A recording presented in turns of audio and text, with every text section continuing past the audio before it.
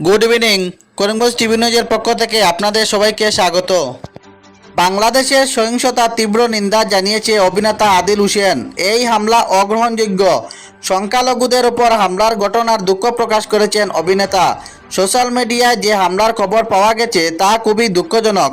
তিনি ক্ষতিগ্রস্তদের পাশে দাঁড়িয়ে বললেন, আমি তাদের সঙ্গে আছি। ভারত সরকারের উচিত তাদের রক্ষা করা। অভিভাবকদের বোঝা কমাতে রাজ্য সরকার একটি নতুন প্রকল্প চালু করেছে। অক্টোবর থেকে নতুন এই প্রকল্প কার্যকর করা হবে।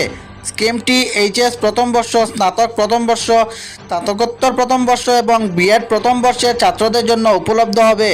কীভাবে আবেদন করতে হবে তা বুঝিয়ে দিলেন মুখ্যমন্ত্রী। আবেদনের জন্য কোনো তথ্যের প্রয়োজন নেই, কারণ সমর্থক পোর্টাল এবং দর্পণ পোর্টালে সমস্ত তথ্য রয়েছে।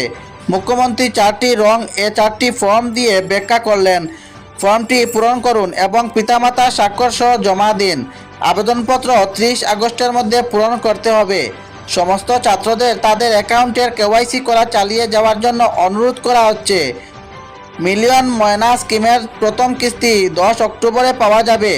উচ্চ মাধ্যমিক শিক্ষার প্রথম বর্ষের নথিভুক্ত ব্যক্তিরা পাবেন 1000 টাকা। আপনারা দ্বিতীয় বছরের পদোন্নতি হলে এই অর্থ দেওয়া হবে। নথিভুক্ত ছাত্ররা 12,500 টাকা, বিশ্ববিদ্যালয়ে পড়লে মাসে 2500 টাকা। অভিভাবকদের আর্থিক বোঝা কমাতেই এই সিদ্ধান্ত নেওয়া হয়েছে। 10 অক্টোবর থেকে নতুন এই প্রকল্প কার্যকর করা হবে।